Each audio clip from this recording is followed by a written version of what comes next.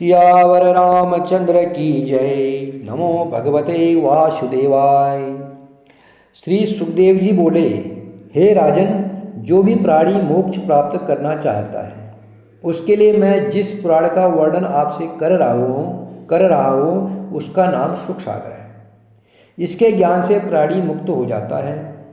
अभी तो आपकी आयु के 7 दिन शेष है। सुखदेव जी राजा परीक्षित को कह रहे हैं कि परीक्षित जी, अभी आपके 7 दिन बाकी है। इन 7 दिनों में तो पूरा ही कल्याण हो जाएगा। हे ब्राह्मण, मुझे कल्याण का मार्ग तो बताइए। सुखदेव जी बोल रहे हैं, राजन, ये सारा संसार प्रभु का ही रूप है। श्री हरि तो विश्व रूप है। पवन उनकी सांस है, मुख ब्राह्मण है, भुजा क्षत्रिय है, पेट वैश्य है और उनके पाँव शूद्र है। मोक्ष प्राप्त करने वाले इस स्थूल शरीर में मन को अपनी बुद्धि से वर्ण करते हैं। जो सच्चे मन से प्रभु की उपासना करते हैं उन्हें मुक्ति मिलती है। हे राजन, प्रलय के अंत में ब्रह्मा जी पहली सृष्टि की रचना कर सके। हे राजन, प्रभु प्राणों के आत्मा में स्वयं विराजमान रहते हैं और हृदय में लक्ष्मी। इस प्रकार अपने हृदय के अंदर झांक करके इस मोह माया को संसार से बहुत दूर जा करके ईश्वर को याद करें तो कल्याण होता है। गति 3 प्रकार की होती है। जो बहुत दान पुण्य करते हैं उनका कल्याण होता है। जो लोग जीवन भर तप करते हैं उनका भी कल्याण होता है। और जो संसार की सारी बुराई से दूर मानवता की सेवा करते हैं और प्रभु की उपासना करते हैं उनका भी कल्याण होता है। हे राजन, जो भी प्राणी इन 3 गतियों में लीन रहे उसका परलोक सुधरता है। वह जीवन मृत्यु के चक्र से ही मुक्त हो जाता है। प्रभु भक्ति ही महाशक्ति का दूसरा नाम है। इससे बड़ी शक्ति इस संसार में कोई नहीं है। बस यही कल्याण का मार्ग है।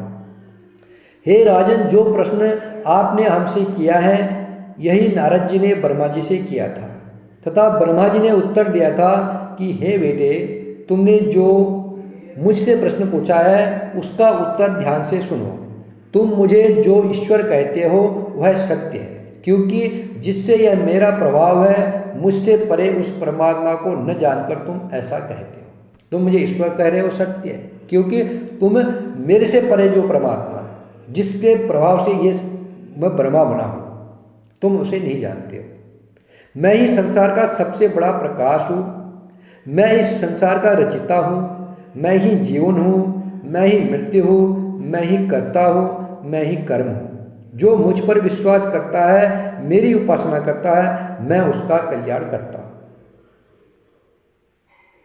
ठीक है, ये परमात्मा के वक्तव्य। परमात्मा भगवान श्री राम रूप में भी आए, कृष्ण रूप में आए। कृष्ण जी ने भी तो यही कहा कि जो मुझ में विश्वास करता है, मेरी उपासना करता है, मैं उसका कल्याण करता हूँ। निर्गुण प्रभु के सत्य, रज, तप ये 3 गुण जगत की उत्पत्ति, पालन, संहार के लिए माया करके अंगीकार किए हैं।